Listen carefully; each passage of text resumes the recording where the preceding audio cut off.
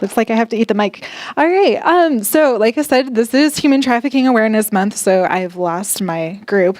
But I'm here, and Annie's on her way. She made it about from 72nd and Maple to 72nd Ames in about 2.5, like a minute and a half or 2 minutes. So she's like coming in hot. She'll be here soon. So my name is Alicia Weber. I work for the Salvation Army. I am the statewide program director for the Salvation Army's Fight to End Trafficking program, or the SAFET program. I've been in this position for 2.5 years. Before that, I worked for the Wellspring program. So I worked with adults, men and women who were working to get out of prostitution or sex trafficking, just kind of depending on how they identified and how what the circumstances were in their lives. So I worked as a therapist and a case manager for that program for about 2.5 years before moving into this position. So most of my experience comes from sex trafficking. Our program now does address both sex and labor trafficking across the state. Anna Brewer, who couldn't be here today, is an investigator with the Nebraska Attorney General's office. So if you have a lot of law enforcement questions, I may just kind of hand off her email address to you guys. And then Annie Boatwright is the State Forensic Nursing Coordinator for the Nebraska Attorney General's office, and she has worked sexual assault examinations for a number of years here in the Omaha area and ran the Methodist Hospitals program before moving into that role about a year ago now. So we all go out on law enforcement operations together, which is a great time, and we really are very heavy in collaboration. One thing you guys will hear throughout this presentation is really no one agency, no one discipline can combat this issue alone. So we really have to have good partnerships, good friendships, because when things get hard, you really need to rely on that friendship. And a really good communication with everybody across the team. So people who aren't collaborating can be very difficult, and it gets kind of scary out there alone. So making sure that we're all talking and working together. So first I want to hear a little bit about you, actually. What are your majors? What are your interests? What are you teaching currently, so that we kind of have an idea? There's Annie, guys. She's here. Don't worry. She really does. It's true. So who here is going into human services? Like they're working on their LADAC, they're working on, maybe eventually going into counseling, case management services. Great. Thank you. What about law enforcement, criminal justice? Awesome. What else do we have? Healthcare? Anybody going into healthcare? Yes. Awesome. She loves you already. And what did I miss? What are some other things you guys are studying? Don't all talk at once. Arts. Awesome. Great. Anything else that I missed? Anybody going to like business type stuff? Culinary arts? I know you guys have a great culinary arts program here. No? Okay. They're recording, so we're going to have to, or at least throw. I'm not sure. Whatever you want to do. All right. So I should talk about the Women's Fund of Omaha too, probably, huh? So the Women's Fund of Omaha, Anna Brewer is also a training consultant with the Women's Fund of Omaha, and they're the people who were originally contacted to do this with you guys today. Megan Malik is the Trafficking Response Coordinator, and really what the Women's Fund of Omaha is striving to do, they work primarily through research, grants, and advocacy to try and improve the lives of women and girls in Omaha specifically. They are taking a broader look with their sex trafficking initiative to look at the entire state. And so they are also building partnerships and working together, and also working to leverage funding across the state within Omaha to really make sure that we're doing responsible funding, make sure that people are being held accountable to the services they provide. And again, just making sure they're kind of sometimes a neutral party to make sure that everybody is talking together and working together effectively. A little bit, yeah. And I'll just say too, so I'm sorry I was late, I got tied up, but I'm Annie Boatwright, and I am the State Forensic Nursing Coordinator. I work for the Nebraska Attorney General's office, and our purpose at the Attorney General's office is to eradicate sex trafficking from happening within our state. We really want to hold people accountable and make sure that we are getting rid of anybody that is hurting victims across our state. So our Attorney General is very passionate about that, and has made it one of his core missions to address this issue.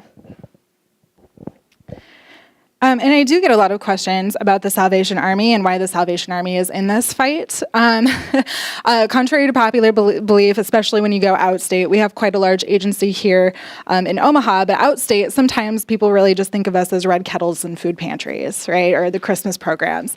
And really, nationally, we are receiving more grants to combat human trafficking than any other entity across the nation.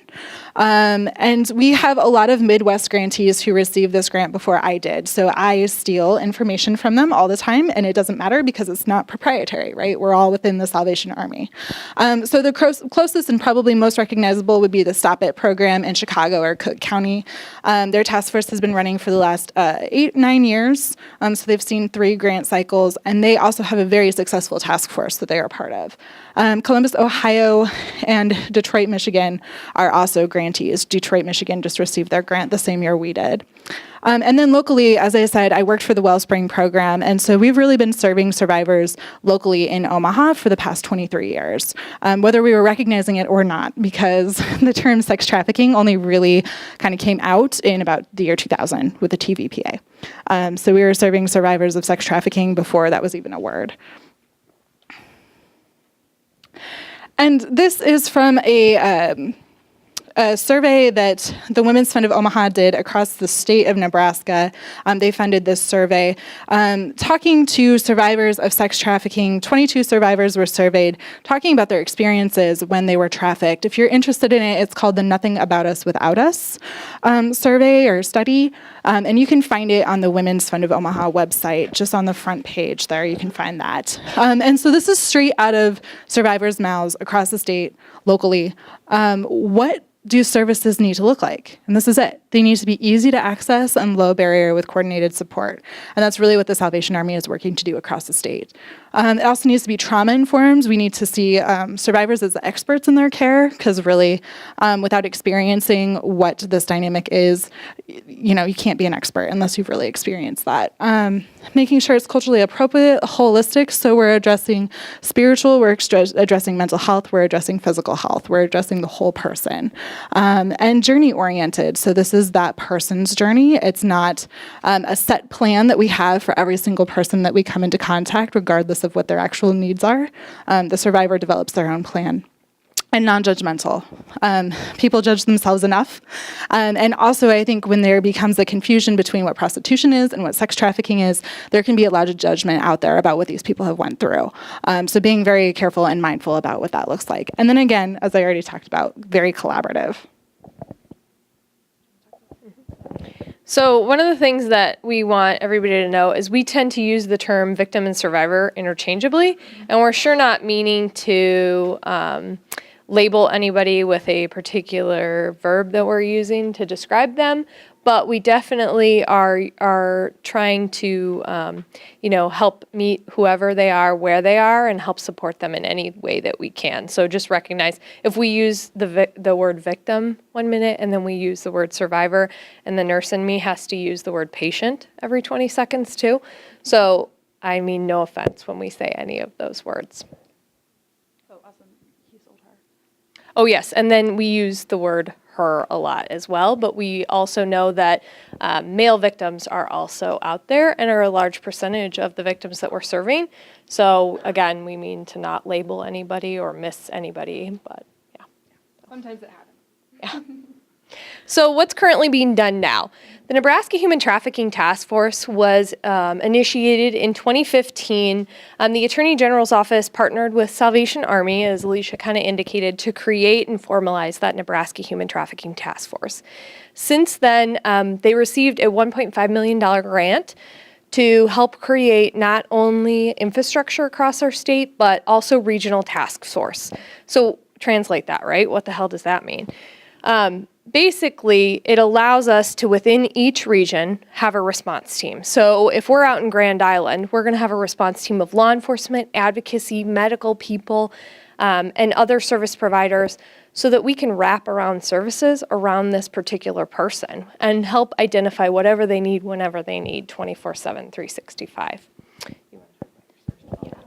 And so also as a part of that grant, because there was no agency doing a statewide response to trafficking, we established the safety program, and we have 3 trafficking specialists across the state who relate to those 6 regional task forces. So a lot of times they're considered the advocate in that area. And we provide that wraparound case management. We help make sure that all of the players are talking and playing in the sandbox well enough together, and also making sure that nothing is being left behind. So we work with other service providers to get survivors the things that they need. But if there's a program that doesn't quite fit or doesn't quite address all the needs, we're still there in the background to be able to help address those additional needs, or to be there if the person times out of services, or if the person decides, this agency really isn't right for me, they can come to us instead of going back and looking at their trafficker. So many times I've had the experience in the Wellspring program where somebody's case manager was tied to their housing program, and for whatever reason they left that housing program, they also lost their case manager or their advocate.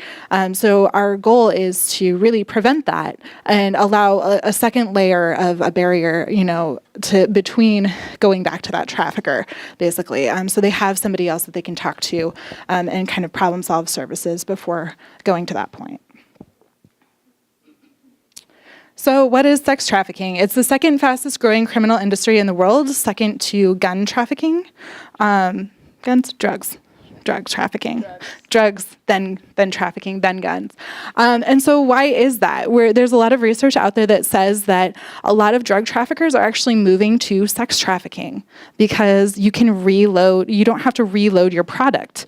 You don't have to go back to your supplier every single time you sell your product. So you can sell one person 20 times a day, right? So they're finding it more lucrative. They're also finding it less risky. Right? If you get pulled over with a bunch of meth in your car, you're going to jail, right? You're going to prison. But if you get pulled over with 3 unrelated adults or 3 unrelated kids in your car, law enforcement doesn't necessarily take another look at that, right? Especially Road Patrol. So they're really finding that this is more lucrative. And our goal is to make it less lucrative and more risky. Yeah, and one of the other things that I would say about this, so we know that labor and sex trafficking combined are a $150 billion industry. We know that children are about currently 50% of the victims, but I will tell you too, just anecdotally, I would argue that they're 100% of the victims. Every victim that we have or patient that I have encountered has had severe abuse that started into their childhood. So I think that that's something really important for us to know, is that a lot of times people come from different backgrounds where, they've experienced varying levels of abuse, and we need to acknowledge that and support that and help provide them with the resources that they need when we're dealing with this. The nurse in me calls this a public health crisis, but so does a little organization called the CDC, if you've ever heard of it, the Center for Disease Control. They also recognize that this is a public health issue. The average lifespan of somebody in sex trafficking or prostitution is 7 years. And that's related to the fact that these people experience high levels of violence. They experience exposure to illness and injury that otherwise they would not be exposed to. So that's really important for us to note as well.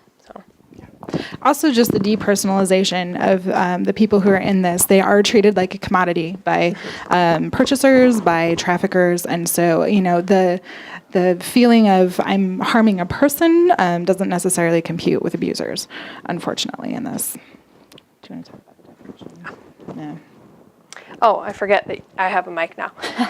So what is sex trafficking? So we know that the legal definition of this is the recruitment, harboring, transportation, provision, or obtaining a person for the purposes of commercial sex act. We also, when we are looking at victims of sex trafficking, are looking for 3 components, and that is the force, fraud, and coercion. So somebody is, when they are in this life, they're going to typically always have at least one of those components, but I would argue that a lot of times they have all 3 components, and I'll kind of go through what those are. The one thing that you do need to know is that if somebody is a victim of this, they do not necessarily have to have any of that if they are a minor child. So you do not have to prove force, fraud, or coercion if they are a minor child at all. It's an automatic. So any person, regardless of if they have a trafficker or not, that is 17 years old, is an automatic victim of sex trafficking. And what is the commercial sex act? So really it is somebody having sex in exchange for something of value. So it doesn't have to be money. When we're talking about youth on the streets who are engaging in survival sex for a place to live, for something to eat, they are being commercially sexually exploited because they're exchanging sex for something of value. Even if that value is a ride or protection or something like that, it can be something intangible. So if somebody is paying for or providing something in return for sex for a minor, they are automatically trafficking a child. And then with an adult, it does get a little more tricky because of that force, fraud, or coercion. But I can tell you 9 times out of 10, if you dig deep enough, you're going to find it. So force being any form of dominance, control, influence, violence, or physical pressure. This one's really easy to understand. This is I'm going to put a gun to your head and you're going to do this, right?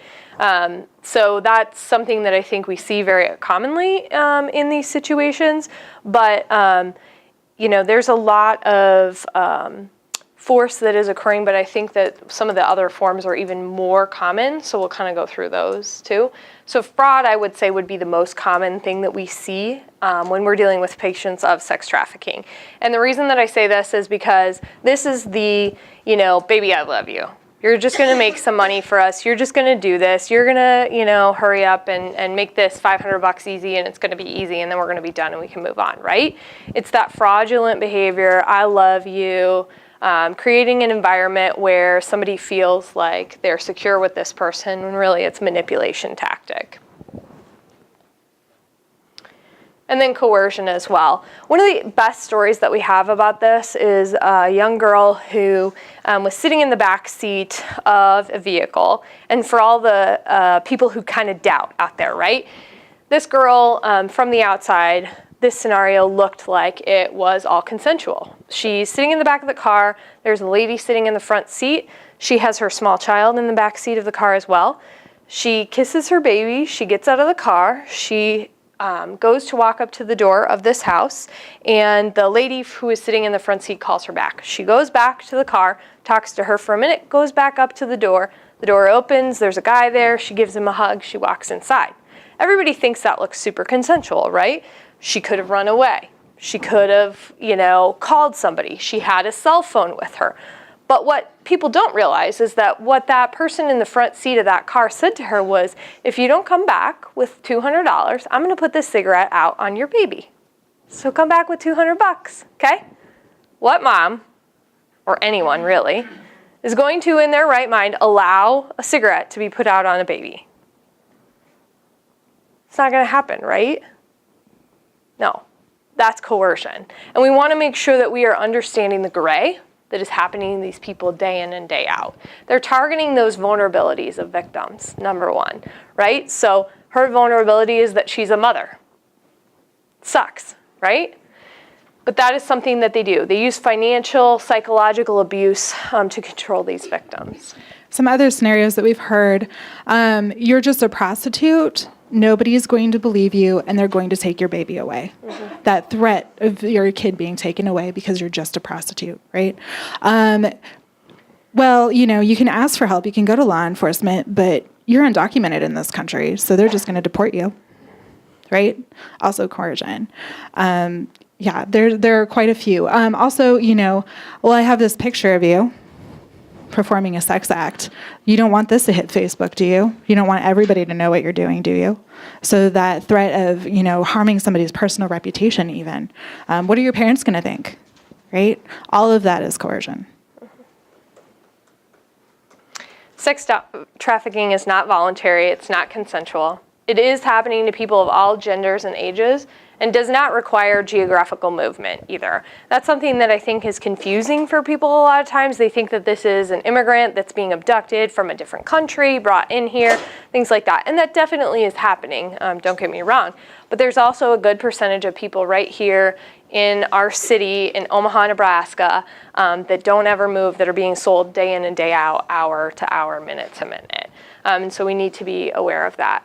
It can also occur when the trafficker and the victim are related or married. That's something that we have seen time and time again as well. So that another layer of abuse that just exists there. So the data, the Creighton Human Trafficking Initiative has been around for a couple of years now. 2015. Yeah, so they have been scraping data on Backpage for the last 2 to 3 years.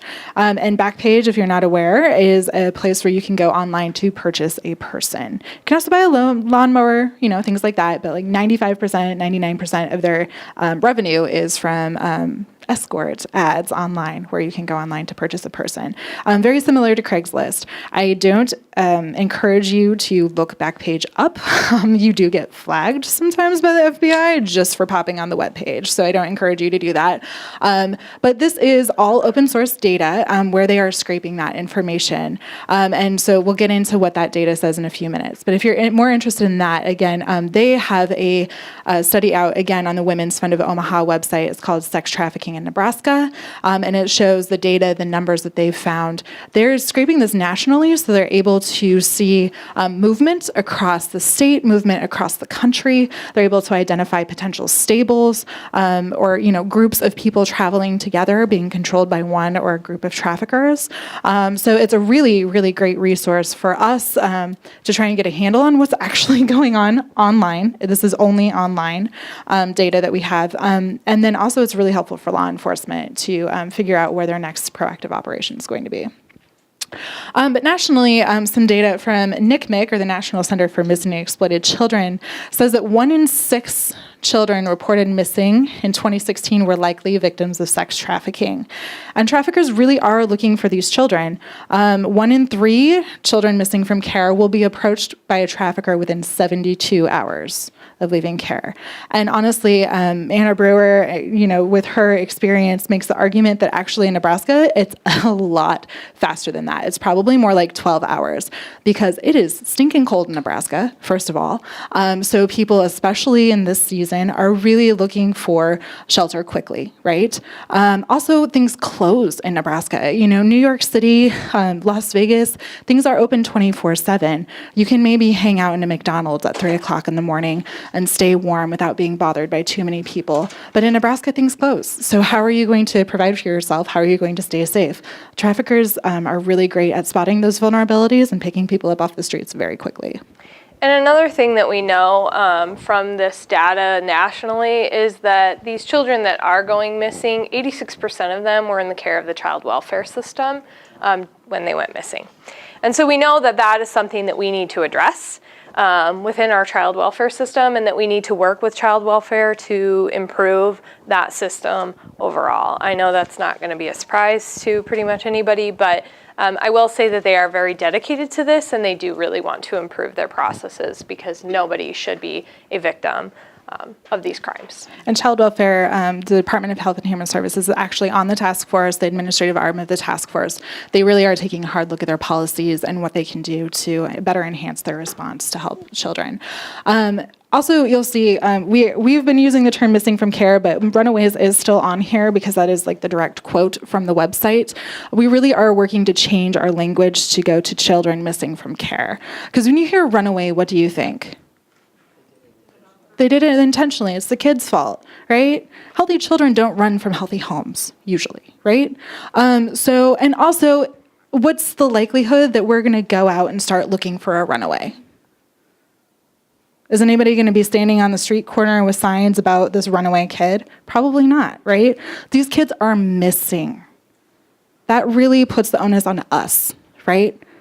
To make this a healthier environment for the child and also to find that child, right? These are our kids and we really need to be treating them like that. So we're trying to make that change in the task force, but also DHHS is working to change their language as well. So, and this is a really young market too. We know that 11% of those being advertised, and this is in Nebraska, are being advertised under the age of 21. 20% of those advertised are advertised as young, like just turned 18, fresh meat, virgin. You can see a couple of the ads here. And what are we selling? I know some of these ads are hard to look at, but like, what are we selling? Teen? Daddy's girl, sweet high school girl.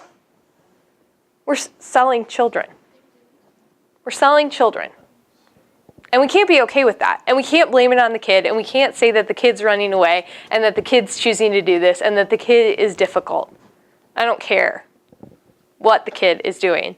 They're a kid, right? And we have to change the way that we talk about these children and the resources that we provide these children. And I hope that all of you are going to be partners with us in this fight against this. Ultimately, too, who are we protecting? Yeah. We are also protecting right now, instead of being focused on the children that are being sold, we're out there protecting the people that are trying to buy them. We're out there protecting, the individuals that are selling them. We've got to change that. So the average number of unique sex workers, this comes from Creighton. So what they found was in scraping Backpage that in Nebraska, every single month on average, there are 900 unique individuals that are posted for the commercial sale of sex. Now, what that means, it does not mean that there are 900 people that are being forced into sex trafficking right now across our state. But it does mean that there are 900 unique individuals that are engaged in commercial sex. Now, we think that on average, about 75% of them have indicators of trafficking, but we would have to recover those individuals and actually speak with them to know for sure. This is broken down too by area, so Omaha having the most. This is a population-driven thing too, right? So the more population, there's more demand, more events, things like that. Those are going to drive up your numbers. So a lot of you may have heard the College World Series draws in sex trafficking. I'm sure you've all heard that, right? Yeah, I'm getting a lot of yes. The reason for that is not the College World Series, right? The reason for that is we have an influx in population. So we have a large group of people who are traveling, who are potentially away from their wives, who have, extra money that they can spend. And so with that, we're going to have an increase in demand with those events. So it's not the event, it's definitely more related to just the increase in numbers of people that we have here traveling. And again, I think it's important to point out with these numbers that this is only online sex trafficking. This does not include the parent who is selling their child for rent. This does not include the parent who is selling their child for substances. This does not include the bar or the cantina that might be selling sex out the back, or the strip club that might be selling sex out the back, or word of mouth, which is a very typical mode of selling for like refugee and immigrant communities. So we really are, even though we feel like now we have a bit of a handle on what's happening on the internet, we're still potentially just scratching the surface. And it also doesn't mean that because of those 5 posting sites that it doesn't happen in Norfolk, right? This really is, there are only 5 sites where you can post on Backpage. So that's where you're going to see the preponderance of these really bright, this is a heat map of everything that they've tracked in the last 2 years for the sale of sex. So you can see there are places that are on this map that are lighting up that aren't Backpage posting sites, and that's because they posted in Omaha and said, we'll travel to Gretna, we'll travel to Columbus, or something like that. And so the computer recognizes that and scrapes that. But I can tell you, we definitely have sex trafficking in Valentine, Nebraska. We definitely have sex trafficking in Sioux City, Nebraska. Any place where there is a population, there is a demand. So don't take this as word for what's happening across the state. And one thing that I think is important to note too is this is all per capita, right? So while we have 900 unique individuals across the state and we have 600 unique individuals in Omaha, the reason that Scotts Bluff appears to be like as big of a problem as some of the other areas is because it's based on population. So we have, more ads that are being posted out there with smaller percentage of people, and so it's going to light up more as a result as well. The other thing that I think is really interesting is what does this follow, though, the line of this? Yeah, 80, right? So we know that this is going through. We know about 50% of people are traveling through the state, but there's another 50% that aren't traveling at all. Yeah, so 2 slides down. Oh, sorry. No, you're I'm good. getting ahead of myself. She is. Also, this is a racially imbalanced market, just looking at the numbers. So you'll see in the yellow here, part of the population of the United States on a census, about 13% as Black, identify as Black or African American. And on Backpage, about 33% of the people who are posted or posting online are African American. It's a huge discrepancy nationally. But then when you look at the numbers in Nebraska, it's even more pronounced. Only 5% of census data would people identify as African American or Black in Nebraska, and 50% of ads online are African American. That's huge. So who's buying and who's selling, right? This still gets into dynamics that we thought we left long ago of really, truly slavery when we're looking at this. You'll also notice the Asian, Hispanic, and also Native American is not on here at all. And again, because we're looking at the online market, those populations tend to have other ways of selling sex. So that's why those aren't as represented in this study. Oop, I went backwards. So here's the travel that I was talking about. So you see 50% no travel at all, and then the other 50%, so there's 21% that are traveling out of state, 6% only within Nebraska, and 24% are traveling into the state. So that makes up the other half of the people that are traveling versus not traveling. We know that where they're traveling to when they are traveling, they're traveling to Sioux City, Des Moines, Denver, Kansas, Sioux Falls, Minneapolis. And I would also argue that there are travel patterns down to the south. So anywhere from here to the coast, straight south, and anywhere from here to all over the country we've really seen. I mean, there's pods of people that come from here that go down to places like Miami and Atlanta, anything like that, Nashville. We've seen all these places that people are traveling to sell sex. And how do traffickers operate? Again, we're going to go back to that oftentimes they're exploiting that vulnerability and marginalizing status. They are looking for prior trauma with these victims. They are looking for somebody who doesn't have all their needs being met. They're looking for people who have, you know, an immigration status issue, or LGBTQ, or a mental health issue, substance abuse problems. Children are easy to be vulnerable and manipulated. Those in child welfare, poverty, homelessness, all of these types of different things. They're going to use technology, right? How many of you have some sort of social media account and have gotten some weird request on Instagram, Snapchat, Facebook from someone you didn't know and thought, ooh, that person weird, right? Okay, for those of you that said no, you're lucky, okay? Because I've gotten plenty and they're creepy, right?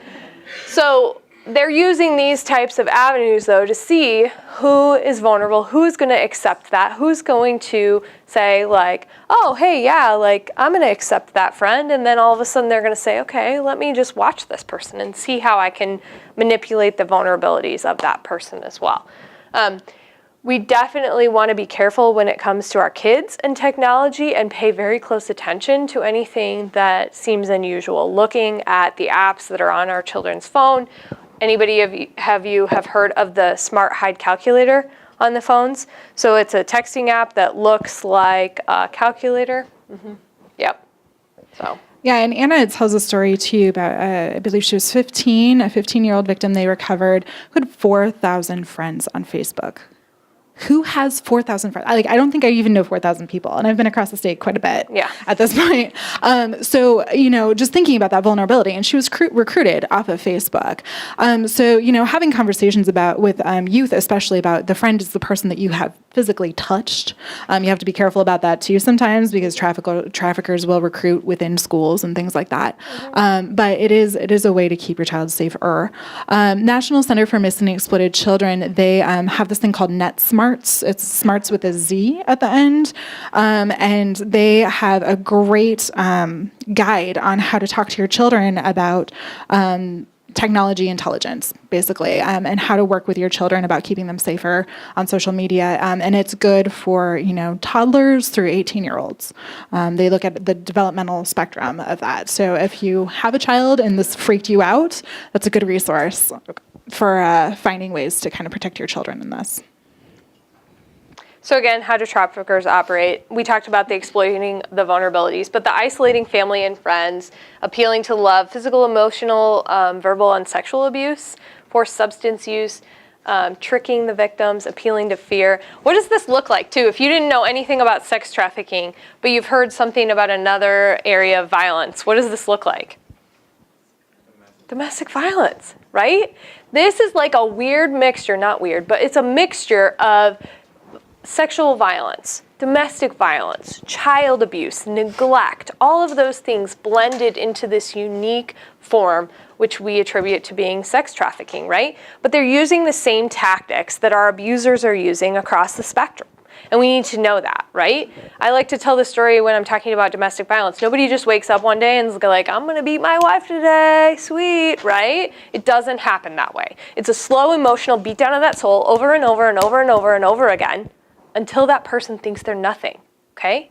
And then you put child sexual abuse trauma on top of that, and it makes it very clear as to why this is so gray, as to why people don't run, they don't leave, they don't do all of these things, because they feel like this is what they deserve. They've been manipulated into this. Yeah, you have a question? Have you found anything, I know quite a few people that have found husbands and wives on single things. Have you found any sex traffickers on singles? Absolutely. Yeah, I've advised there are a few dating sites that are a little more notorious than others. But yeah, I mean, basically anywhere where somebody's looking for love or looking for a place to belong. So that can be like group chats and things like that too. There are traffickers out there that are ready to catch that. And I've also seen a large percentage of sexual predators as well on dating websites too. That doesn't mean that everybody should shut down the dating websites, right? And no one should ever go on that again, because that's just not our reality today. But what it does mean is that you have to be really careful. And you know, there are bad people looking to do bad things out there. And that's always going to be the way it is. And it's crappy that we have to live in that world. But, you know, do your best to let people know where you are. And if something happens, that's not anybody's fault. We want to hold the person accountable who did this, right? So no matter what, you know, I can say to everybody, oh, you shouldn't walk down that street, or oh, you shouldn't wear that, or oh, you shouldn't go on that app. But ultimately, the person that is responsible for this is the person that is committing this crime. So support people that disclose too in those moments. Mm-hmm. And I do want to address in here just the forced substance use. We've definitely seen that where traffickers will forcibly shoot somebody up with something like heroin, which is very, very addictive and very difficult to get off once you're on it. So we have seen instances of that. We've seen instances of people being drugged and waking up not knowing where they are, or waking up with a brand or a tattoo on them later on. But we've also seen substance use being used to recruit children. Mm-hmm. So, you know, my parents are cool, or my aunt is cool. Why don't you come hang out with us? We can smoke pot, we can drink. And then they party all night, and then stuff's not free. Stuff's not free. You have it in your system now. What happens if we call your parents? What happens if we call law enforcement? What's going to happen to you now? Or you're on probation. Or you're on probation. I'm going to call your probation officer. Yep. So what are you going to do? Especially when you're talking about 13, 14, 15-year-old kids. They don't feel like they have any options. Right? So this is really important. And also just going from that non-judgmental perspective too, a lot of people use just to deal with the stuff they've been forced to do. Mm-hmm. So being very careful about that and the judgment that we place on people who are using substances. Ultimately, at the end of the day, this is a crime of power and control, right? So some additional warning signs. You can Google sex trafficking and you're going to get a list that's 45 pages long. And by the end of it, every one of us is going to be at risk for sex trafficking, right? I make light of it. But at the same time, here are some of the things that we have seen in our physical experience that we are able to share with you. This is not exclusive, and feel free to add or follow your gut or things like that. But unusual tattoos. So many people today have tattoos. Most people want to talk about their tattoos. So a lot of times when I'm interviewing a patient, I will say to them like, oh, where'd you get that tattoo? If somebody doesn't want to talk about that, that's probably an indicator, right? Like, what? Like, I don't have any tattoos, but I would imagine like my friends that do have tattoos are like, oh, I got this phoenix rising on my whole body, and here's why I got it, right? Like, there's meaning behind it, there's things like that. So if you don't have that, and a lot of times, too, we know that traffickers want to brand their girls. I think we have a slide about that as we go through, but we know that that is really common as well, that girls will share or boys will share that common tattoo to link them to a particular trafficker. Not being in control of their identification, having several cell phones, they have to constantly be in contact with that trafficker so that they can pick up the next date or trick, right? They have to be ready for that at any moment. Having large amounts of cash, sometimes that is true. Sometimes girls will have large amounts of cash. Sometimes they will have no cash at all, too, because that trafficker may take that immediately. I talked about the cell phone being controlled by others. Possession of hotel keys. The other thing that we medical people do a lot of times is we will bring a patient in. We're helping them get, changed, organized, ready for being seen by the doc or whoever. And we're giving them stuff out of their purse, or we're, seeing them go through stuff. And if you see somebody and they have, they're going through something here, and they say to you, they're pulling out hotel keys, or you see condoms and massage oil and all this other stuff, it could be sex trafficking. It could just be that that's their lifestyle, right? So we don't want to just label people, but at the same time, we've got to be afraid to not ask questions. Everybody's so afraid to upset anybody and ask any sort of question, right? But if we feel like something isn't right, it's not. It's not right, right? They're in a situation with domestic violence, maybe. They're in a situation where they're having trouble paying their bills. They're in a situation where maybe it's this, right? But ultimately, we want to make sure that we're saying, you know what, stop for a minute. I care about you. And I can tell there is a whole hell of a something going on, right? We've got to get to the bottom of it and not be afraid to ask people if they need help. And then be ready with the resources, too. Yeah, I think a lot of this really goes back to the relationship or your gut, right? So if you have a relationship with somebody and suddenly they have large amounts of cash when maybe their family doesn't have a lot of money, or suddenly they're wearing, designer labels, it may be that their parent got a promotion and this is, just like what their family can afford now, or it might be that the child's being trafficked. So not being afraid to ask that question, and not in a blamey, judgy way, but just, oh, that's really cute. Where did you get that? How did you pay for it?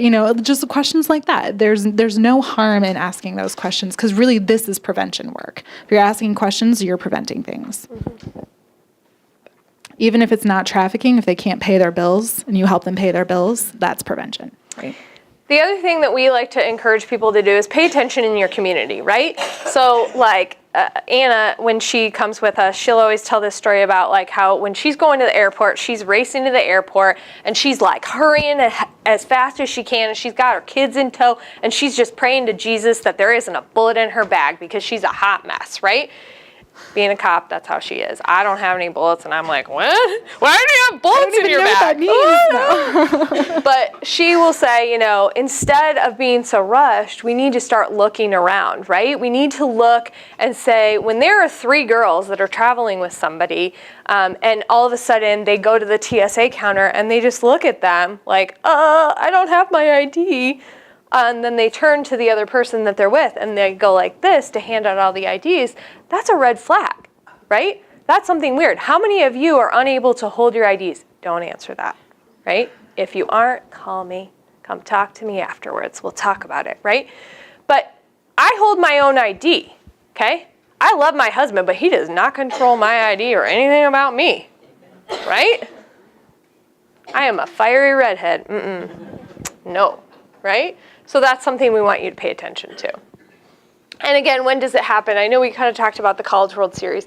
It's not the event. It's not the oil field. It's not the construction sites. It's the influx of population and the demand, right? And that's something, too, that the Attorney General's office is very passionate about going after. We want to curb demand. We want to hold these individuals accountable that are buying these girls, especially those that are buying children.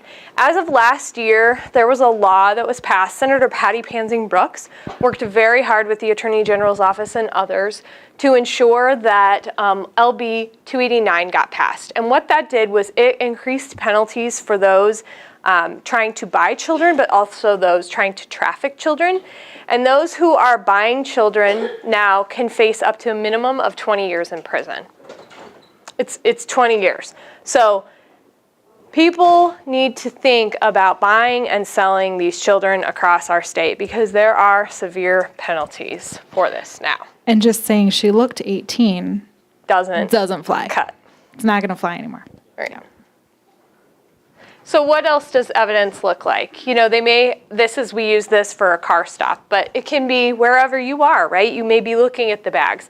So in this individual's car, they have several cell phone chargers, they have condoms, they have hotel room keys and ledgers, they have frequent visitor cards. So you may have the frequent visitor cards to Blimpies here in town, but you don't have the frequent visitor cards in Boston, in Houston, in Seattle, and everywhere else in between, right? You have the visitor's card for Blimpies in your town. You don't have Sam's Subs and all these other places, right? Because you're not there enough to get the visitor card for that city. These people have all of those. They have very limited amounts of clothing and very limited bags with them too. They may have been traveling for weeks on end, but they only have 3-4 pieces of clothing with them. That's also something to look at. And here's some of the branding that we talked about earlier. So what does it look like? Some of the tattoos are going to be super obvious, right? Like if somebody has Horror Life tattooed on them, that's you're going to want to be like, okay, let's talk about this. Like freedom of speech, more power to you. You do you. Not here to tell you how to live your life. But I also want to make sure you're okay, right? And that you're getting this because you want to get this and not because someone's forcing you to get this. The other thing that we see oftentimes is barcodes. And then the bottom tattoos there, that middle one there is a rap name, basically. He had it tattooed on every one of his girls that were working. And then Richie there in the bottom, the reason that he tattooed her mouth, a lot of times we see vaginas tattooed as well, is because the pimp will say, I own that. That's mine, and that's your moneymaker, so that's why we tattoo that. Yeah. Also, so the tattoos are used also.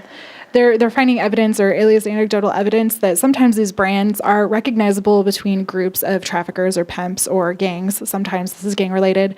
And so the thought is that individual is, if they do leave a situation, is going to run into another person who is engaging in this behavior before they run into a helping person. And there's been instances where a member or another pimp or something like that will actually find the person and return the person back to their original owner. So that is another reason why they do that branding technique as well.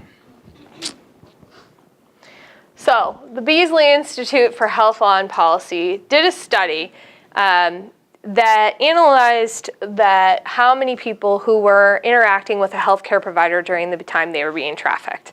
And it turned out that it was 88% of the time somebody in healthcare was seeing a patient who was being trafficked during the time they were being trafficked.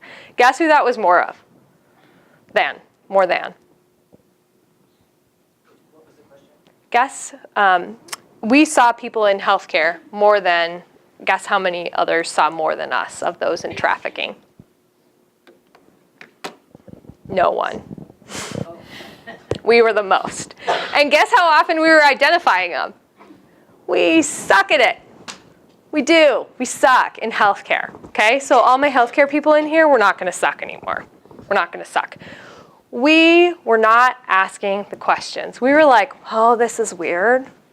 But we were not asking the questions. We were just checking our boxes like we were meant to check, and we were not diving into what was happening to these people. But these people were coming in for injuries. They were coming in for STD treatment. They were coming in for pregnancy. And we never asked them a thing. We cannot do that anymore. And I can promise you, here in the state of Nebraska, that will not be happening anymore. Because Annie will light things on fire. I did not say that. I did. You know, I think just from being a healthcare provider who worked in a really busy ER for a long time, we get really, hi, what are you here for today? Okay, great. Do you have any problems? Nope. Okay, moving on then, you're not dying. Hi, what are you here for? And we get really box checky, right? And if you don't fit into our box and we don't really know what to do with you and we don't know what the resources are, we don't ask because we don't have time, right? we've got 200 other people, and half of them are dying, and half of them have a femur hanging off, and half of them, are whatever else. So that, I think, was why. However, we've done extensive education across the state, so we've trained over 1,000 people so far. And we plan on training much, much more. We've also done operations where we are bringing healthcare providers on sting operations so that they can actually identify what this looks like and how to better identify, support, and pull in resources for people when they're coming through. I think the major fear around identification, not just for healthcare providers, but speaking as a service provider, and probably also law enforcement, because I hear this from law enforcement too, is if I ask the question and I get a positive response, what do we do with that person, right? If you don't know what to do with that person, and now you have a duty and an obligation because you know that something's going on. So a lot of times, if they don't know the resource, they don't ask the question. And so it's also getting out there and letting people know that there are resources out there, and this is who you call if somebody is doing this. And then that'll help providers and law enforcement be more comfortable even asking the question. Mm-hmm. So pay attention to signs of physical abuse, right? This individual with staples in her head, so her trafficker hit her in the middle of the head and split her head open. I had the privilege of talking to her several times, but she didn't even know where she had gotten the staples at because she was so disoriented. Didn't know what state it happened in, didn't know anything about it. She just knew that it happened. She had the staples. Skin was overgrowing them at this point, and she needed them taken out, but had no clue where it even happened. So we weren't even able to figure out where to get medical records from. The other thing that she indicated, this is the same individual, she said, I have bruises all over my legs. And the investigator was like, yes, he's going to have bruises all over his hands. I'll be able to arrest him for that, right?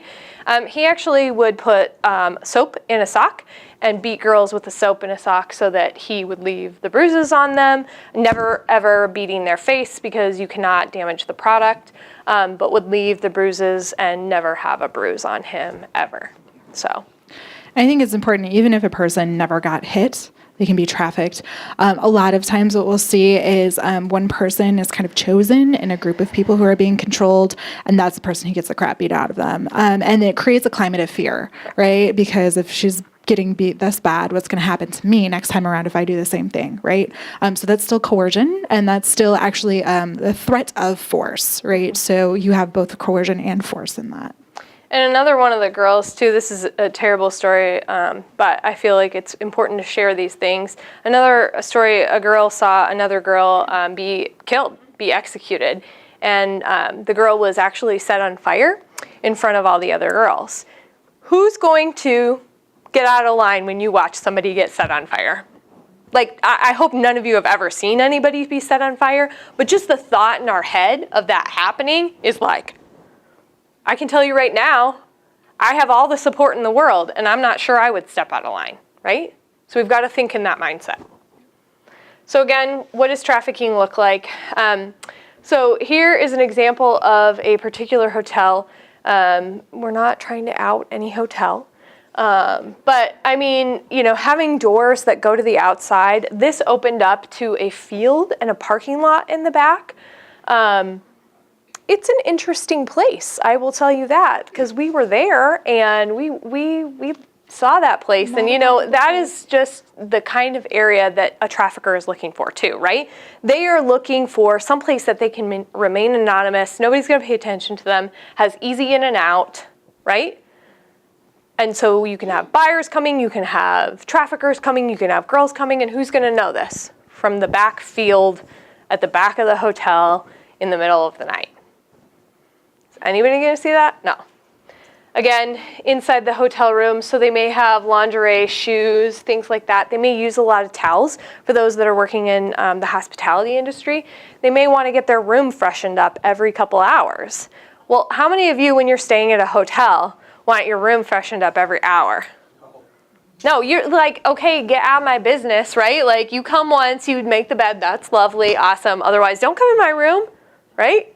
You don't want them there. So that's a red flag as well. And if you're interested in learning more, the Coalition on Human Trafficking has a hotel motel project, so you can work with them, you can volunteer with them, you can attend one of their trainings, but they're training hotel motel staff across, they're working to go statewide, but they're definitely in Omaha and Lincoln at this point. And it's hotel and hospitality staff from, the housekeepers and the janitors all the way up through upper management. So if you're interested in that, the Coalition on Human Trafficking, they're notrafficking.org. It's really easy. So they also do all of that. Here's another ledger. So they keep ledgers as well.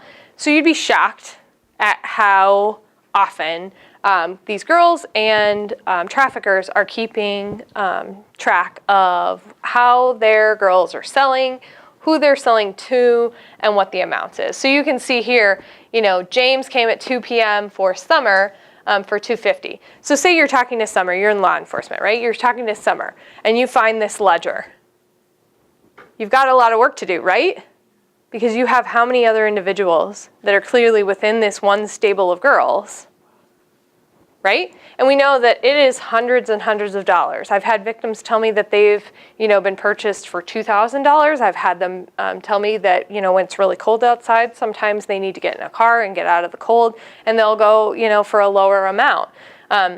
It just varies. It's all over the spectrum, and it's all based on the particular sex act and what that sex act is going for. I would say on average here in the Omaha metro area, the going rate is anywhere between $100 and $400 for a particular sex act. They also have scripts, so the trafficked persons are directed to say particular thing. If you find things like these are like investigators and lawyers' dreams. That's what they tell me, because that's all I work with anymore. And when you get this kind of information, you want to make sure that you are sharing that with law enforcement and the lawyers so that they can hold these offenders accountable. And we're always really careful to say, we're not saying violate people's rights and start going through their stuff. Please don't do that. No. But if you see something like this laying out in a hotel room, right, just take a picture, let us know, let law enforcement know so that they can write a search warrant for it or, whatever the case may be. But don't just go rifling through drawers and bags and stuff because you think something's going on. Leave that to the professionals. And one other thing, too, to note, like when you're looking at this script here, like how many of you, when you're discussing some sort of an exchange, are telling people your bra size? I can guarantee you I've never done that. Ever.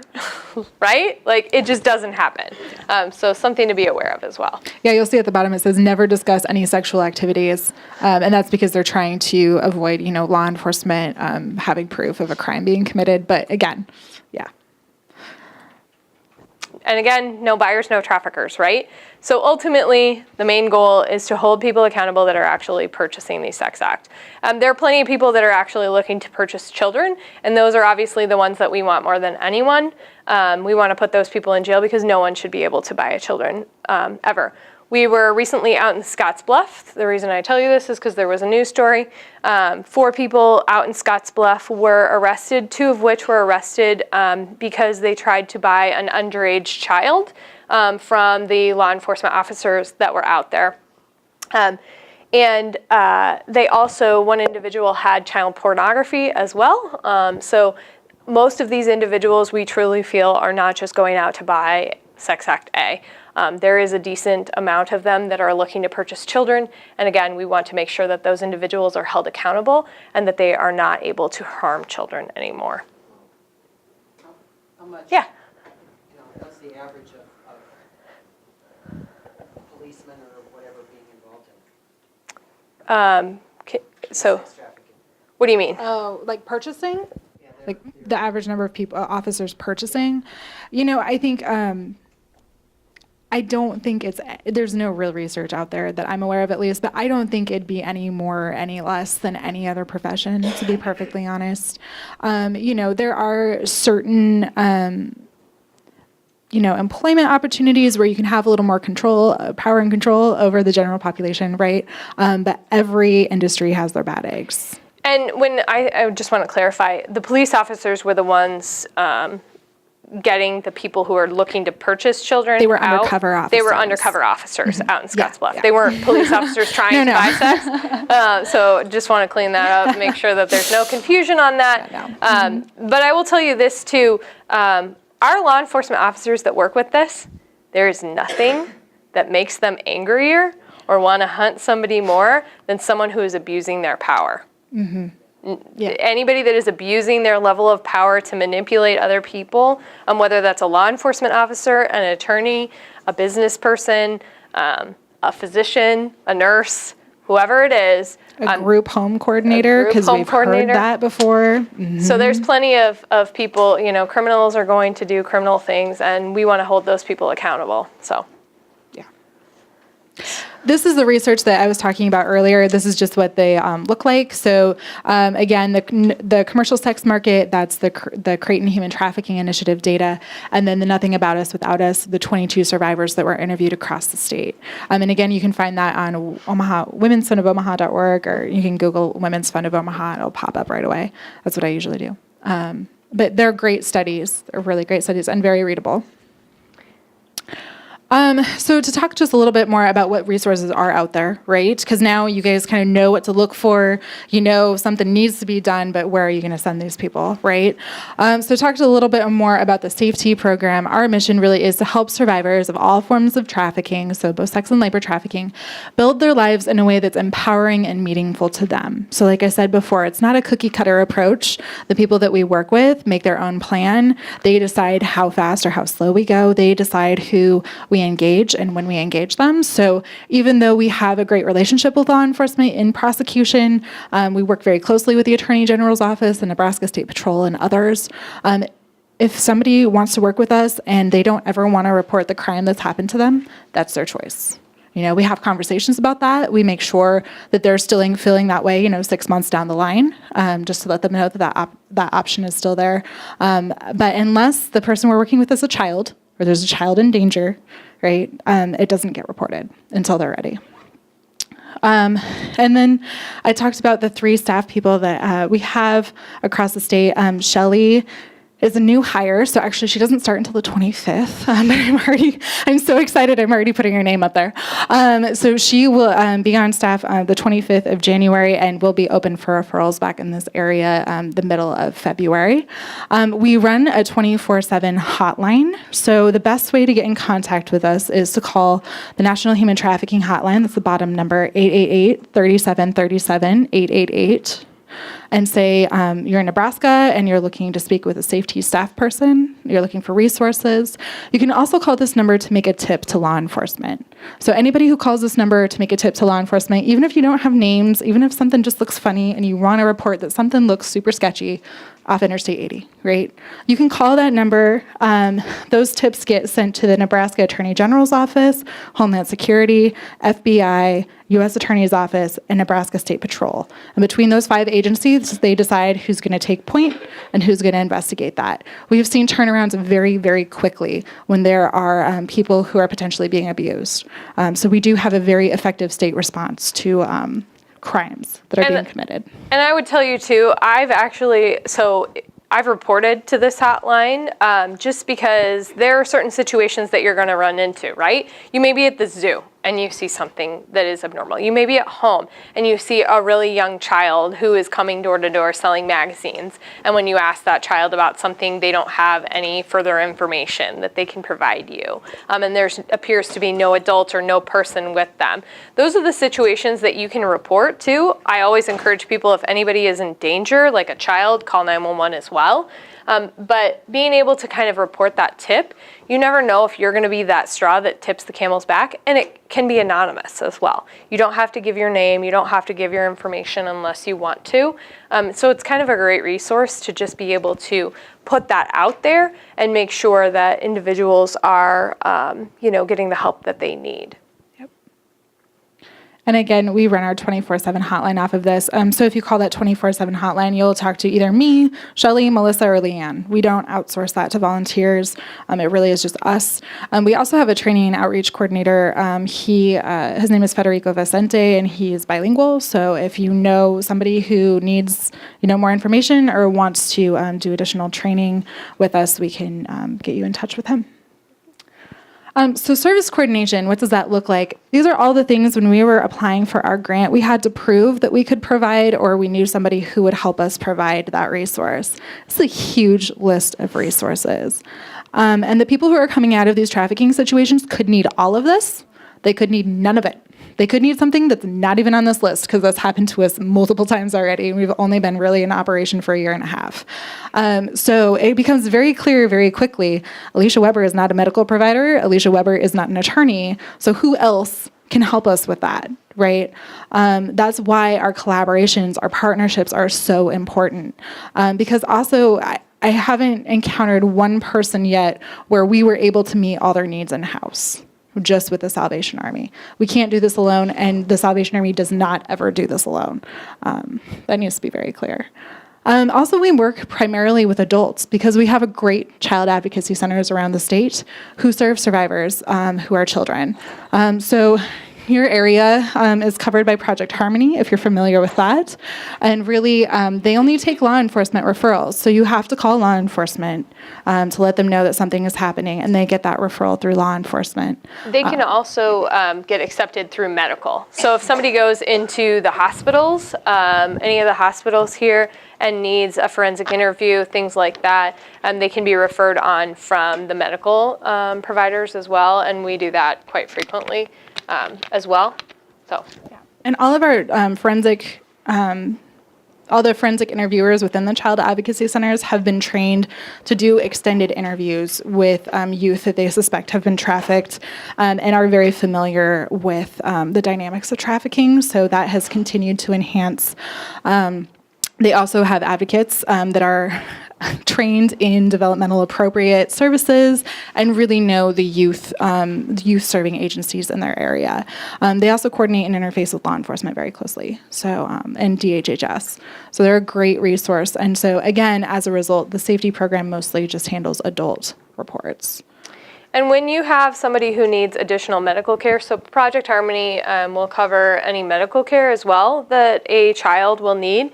If you have somebody who needs forensic medical care, so somebody who's been sexually assaulted, victim of domestic violence, sex trafficking, has any injuries that need to be documented as well, we have several SANE programs in the area. I would say one that operates 24/7, 365 all the time, Methodist SANE program at Methodist and Methodist Women's Hospital, both operate 24/7, 365 with forensically trained nurses.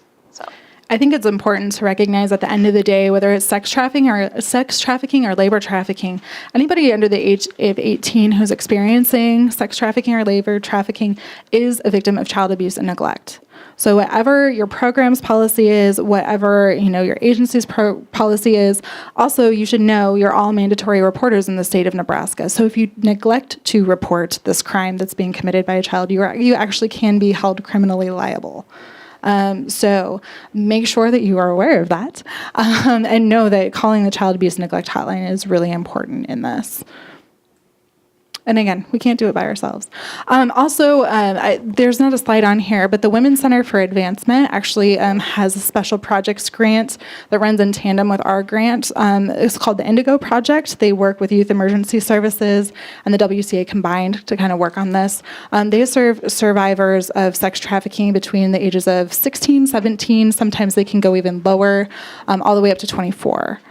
So that is another resource. If somebody doesn't want to work with the Salvation Army, if they already have a relationship with the WCA, they can always access programming and additional resources through them. There's more. Oh, so there's that phone number again, the National Human Trafficking Hotline. But like Annie said, if you think somebody is in danger at that moment, really just call 911. That helpline too, you can text the helpline. The helpline is not always available. Sometimes people do get automatic responses that just say to call. So we're very careful about letting people know that. They're only open like on weekday evenings to accept those text messages. Yeah, I think the hours are 3 p.m. to 10 p.m. Or Monday 3 through p.m. to 11 p.m. Eastern Standard Time. So. Yeah. And then this is our information. I also have cards up here so you can get in contact with us. But we have 20 minutes to answer any questions, and we'll make sure we repeat the question for the camera. Yes. Where did you two get your degrees from? Nebraska? Yes. So I graduated with my nursing degree from College of St. Mary. I did take a few courses here at Metro. My mom was faculty here for 40 some years. God love her. She's retired as of 6 months ago, so you're welcome. And We are recording this. yeah, we're recording this. Crap, she's gonna know that. No, kidding. I tell her that to her face. But anyway, and then I got my Master of Science in Nursing from Methodist College in Omaha as well. So. And then I have my degree. So I went to undergrad at UNK in Kearney for psychology, and then I got my master's in social work here at UNO. So, yeah. Yeah. Can for lack of a better term, can a parent also be charged with like domestic abuse as well within sex trafficking? Yeah. Yeah. So it just depends on what they've done. So they can be charged with sexual assault, they can be charged with child abuse, whatever crime they've committed, they can be charged with. Sometimes it doesn't even rise to the level of trafficking because we can't prove the trafficking piece, but we can prove other pieces. A lot of times too, we're seeing that particular pimps are also trafficking other things such as drugs and guns. And so they can be held accountable for those things as well. And I think it bears saying the Attorney General's office is really great in their trainings, especially when they talk to prosecutors. They encourage them to use all the arrows in their quiver, right? So throw as many charges as possible. Anything that applies, kind of get that in there. And a lot of times they can either get a deal or, pleas or, them admitting to other charges or even the trafficking charge sometimes. So it's really great that we're able to do that. Am I wrong, or would a spouse abuse be considered under this as well? Just abuse? So it just depends. So the question was around spousal abuse. So if you have somebody who is a victim of domestic violence and their spouse is physically, sexually, emotionally abusing them, but then is also forcing them to trade sex for drugs, money, or other things, they can absolutely be charged as a trafficker. Yeah. So. Yeah, you have to have that commercial sex component. So there has to be an exchange there. Yep. Otherwise, it would be sexual assault. Yes. So if they're, sexually abusing them, raping them, things like that, then that, rises to the level of first-degree sexual assault if there's penetration, and then, on down from there. Yeah.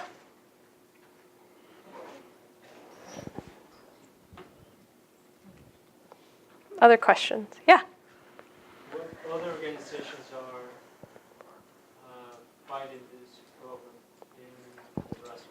Yeah. So we have a list of partners, and I'm sure I'm going to forget people. So there's a very long list, but we have advocacy agencies. So here within the Omaha Metro, Alicia indicated Salvation Army, and then also the Women's Center for Advancement.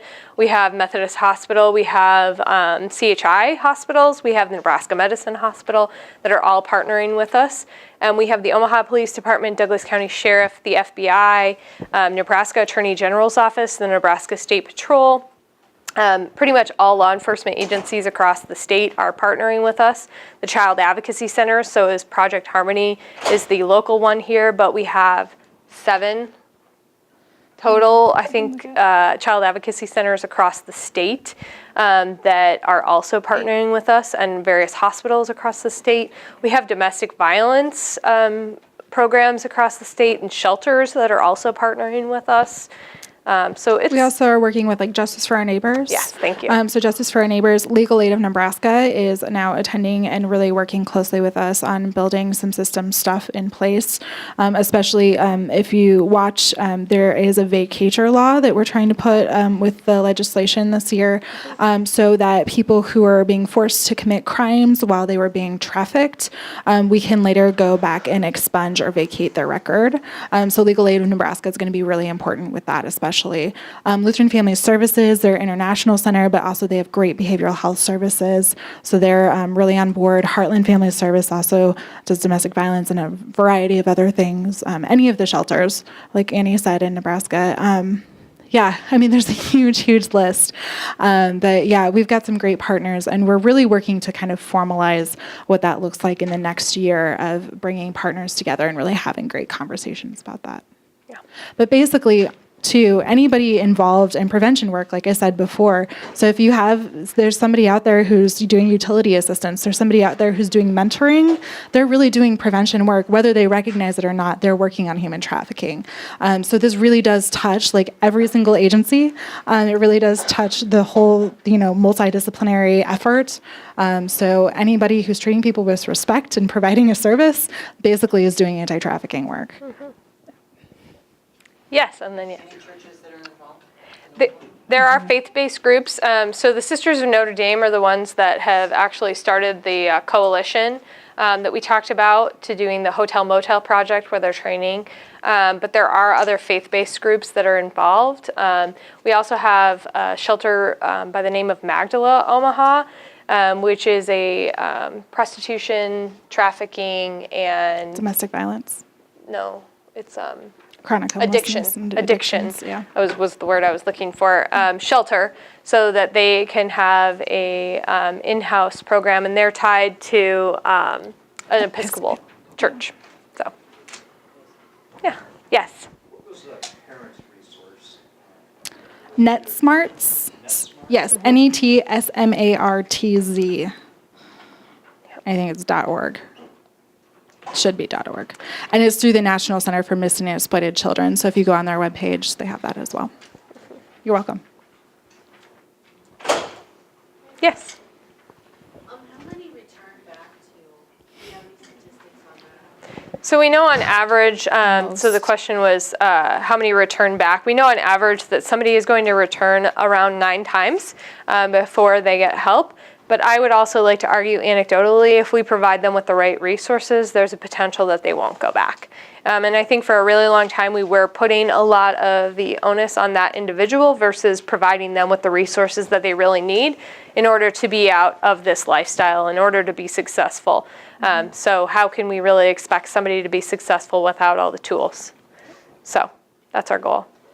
And there's an element of brainwashing. Oh, Absolutely. 100%. Yeah, it's called trauma bonding, or Stockholm syndrome, brainwashing, all of that. Yeah, so it is.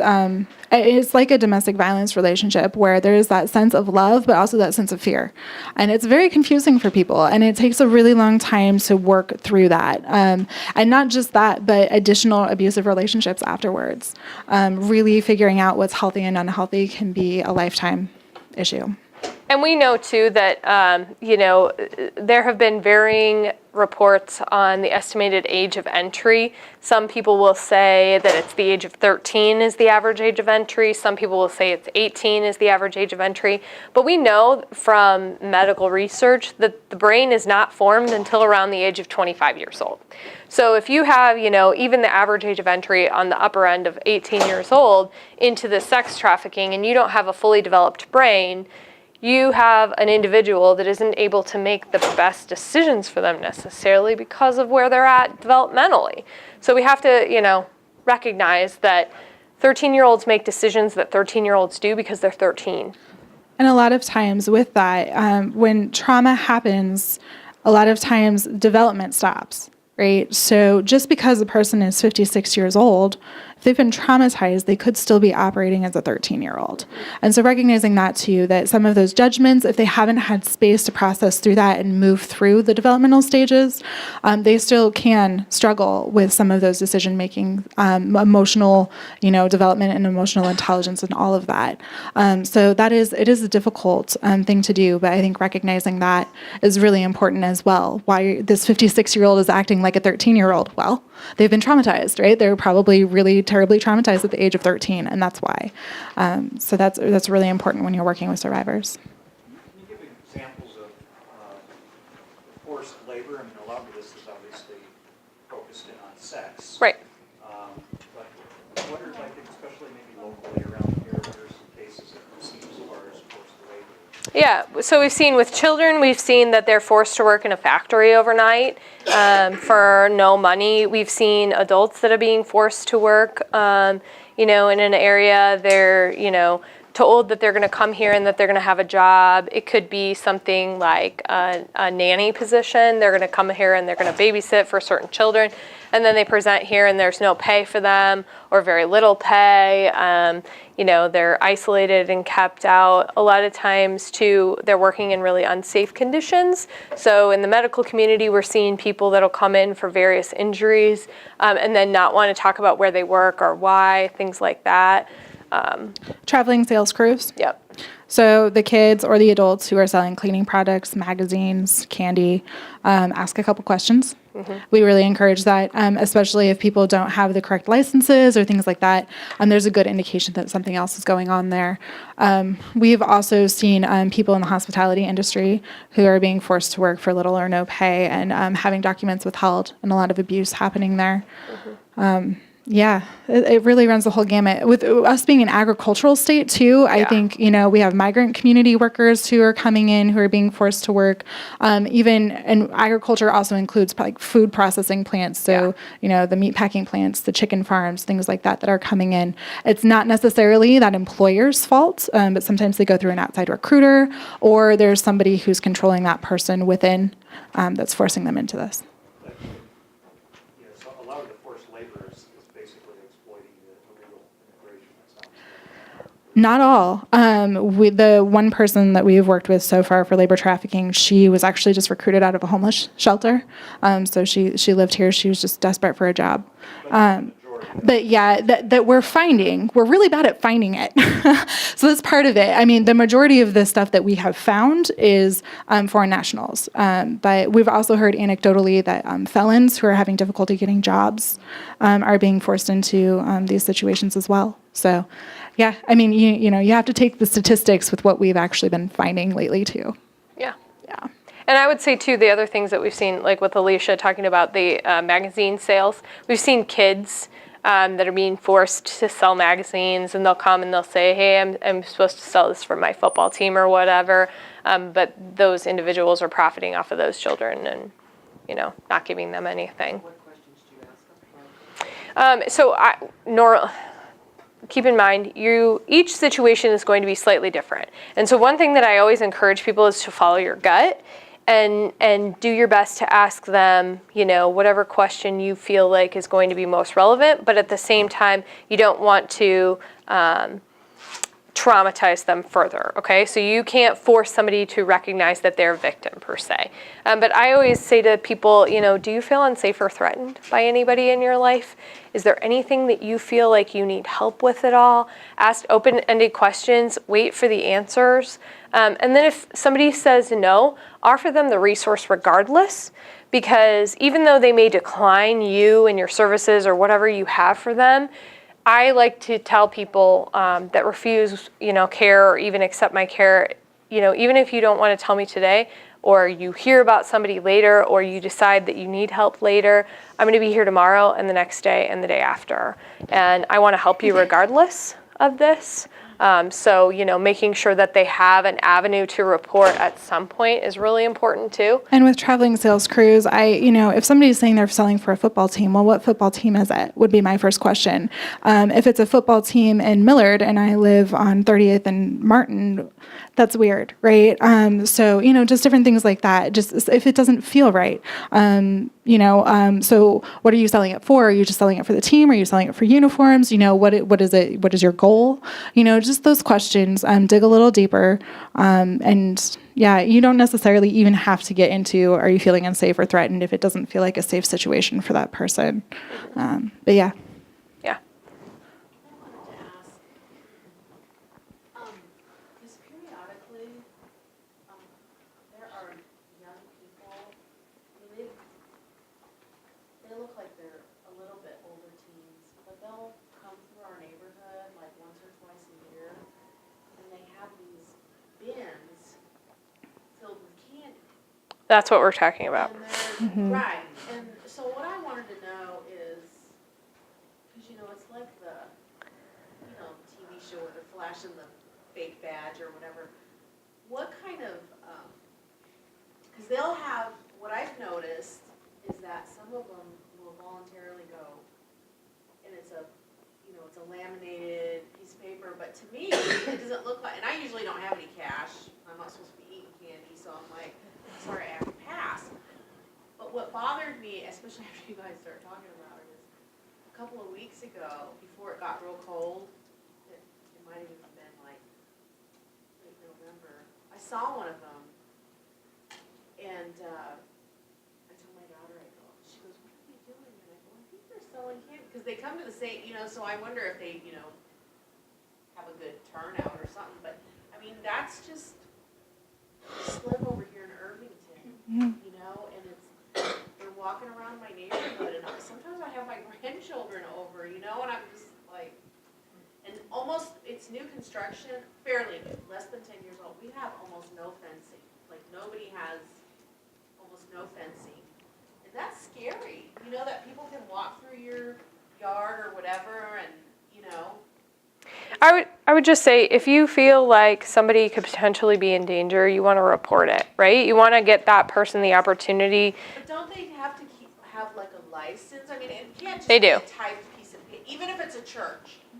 Correct. Shouldn't the church have some type of permit or something to show? Yeah, vendors are supposed to have licenses Yes. that are going door to door, but Yes. those can also be falsified. So, I mean, Right. it's one of those things. And honestly, if it's a kid, a lot of times, do they really need a license, to sell for their football team? It's kind of a gray area, I think, a lot of times. But again, if it doesn't feel right, report it. Yeah, if it doesn't feel right, report it. Yeah. And the worst thing that happens if you report it is that it's not a valid report. Right? Nobody's going to come after you. Nobody's going to know you're the one who reported it. And if it's unfounded, it's unfounded, but at least somebody looked into it and at least somebody cared enough to report, right? So false reporting is fine. It's okay. As long as it's not malicious, right? Don't do that. But, it's okay, to make those reports. Yes. Once a survivor or victim is found, how long does it take them usually to go through and bounce back? Totally depends on the person you're working with. Absolutely depends on the person you're working with. And it also depends on how quickly a service provider or a helping person can develop a real relationship. I think it really depends on that relationship, that trusting relationship. But again, we can serve people indefinitely. So we're never going to drop a client on their head. Other services aren't that lucky. But, we've, with the Wellspring program, we had people who had been coming. My supervisor had been there for 9 years. We had people who were coming to the peer support group for 9 years. And that's okay because, life doesn't just stop because you stop using. Life doesn't just stop because you're out of the life. There are triggers that happen along the way, and to keep having that support person, even if you're not accessing it every single day or every single month, it's nice to have somebody that you can call when you're in a tight spot.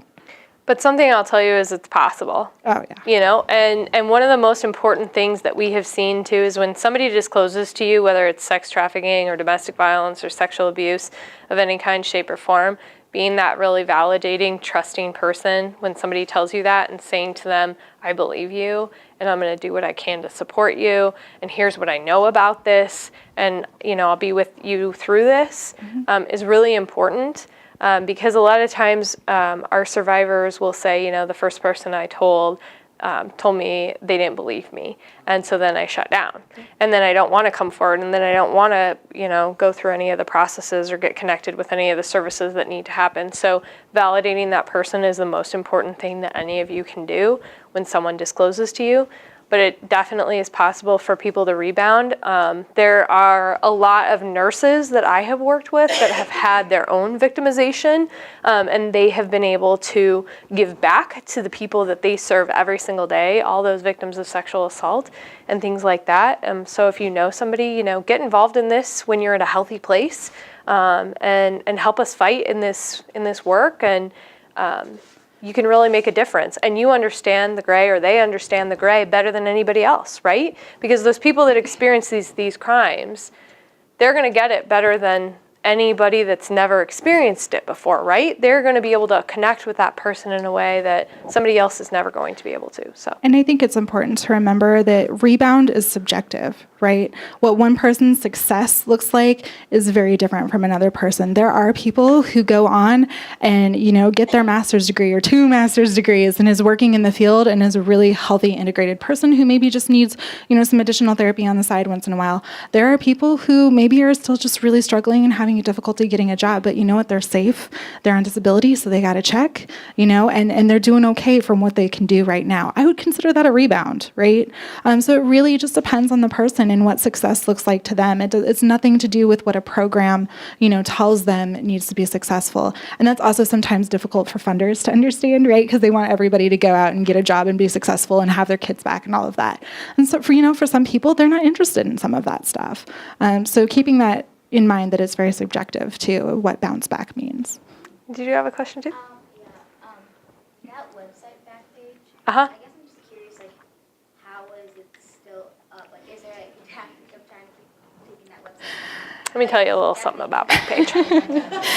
And I'm going to use a sentence called this: the devil you know is better than the devil you don't.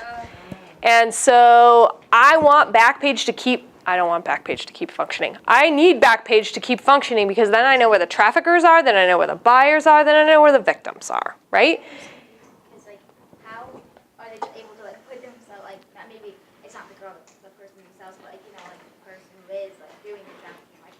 How do they just exploit themselves like that and nothing other than trafficking happen? I guess. If you Right. look at without disclosing all of our investigative techniques as to how we do this, but if I see somebody who is posting that they are 18 years old, I am betting that they are not 18. I am betting that they are 15, and I am going to call them immediately, right? And I am going to try and recover that person in investigative ways that we will not disclose because, once you're a law enforcement officer, come call us, or, a nurse working in forensics, come call us, and we'll, share all of our tidbits with that.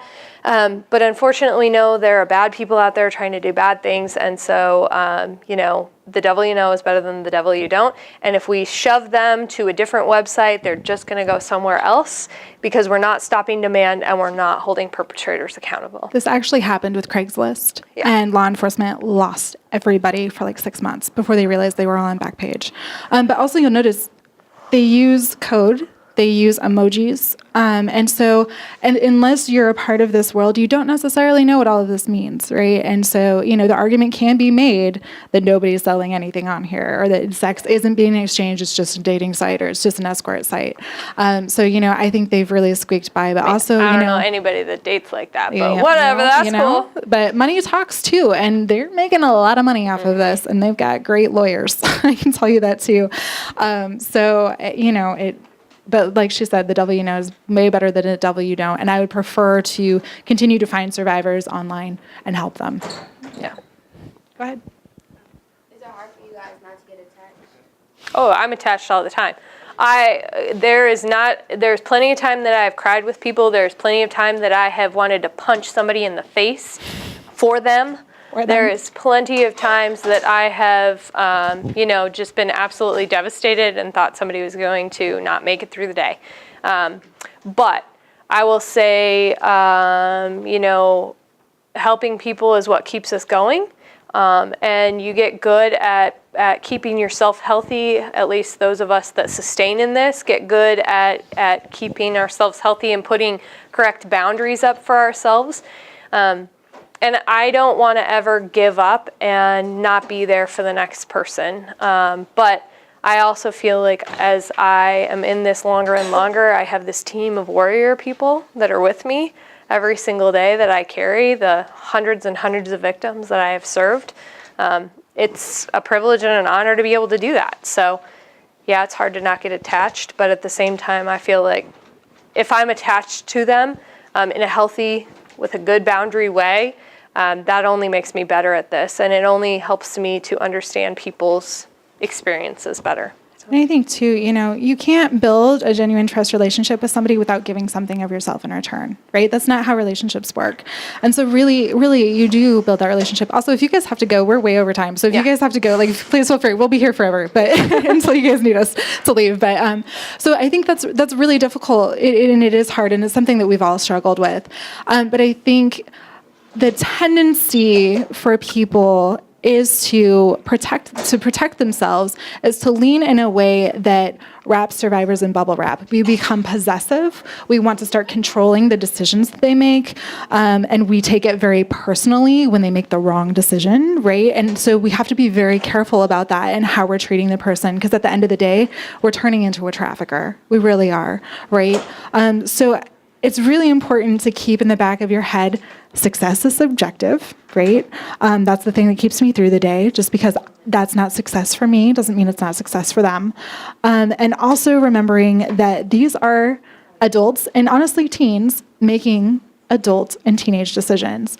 And a lot of that you really just have to let go and say, you know what, I've done my job. I have built this relationship, and they know they can come back if they need to come back. And, a lot of times I'll have my staff call me and say, I have no idea what this person is, and really distraught because they've been working with this person for 6-8 months sometimes. And I just say they'll be back, and they do. They come back when they're ready. Sometimes people just need a break, and that's okay too. So, anything else? Anything else? Well, we'll stick around if you guys want to talk to us individually, but thank you so much for taking time out of your day.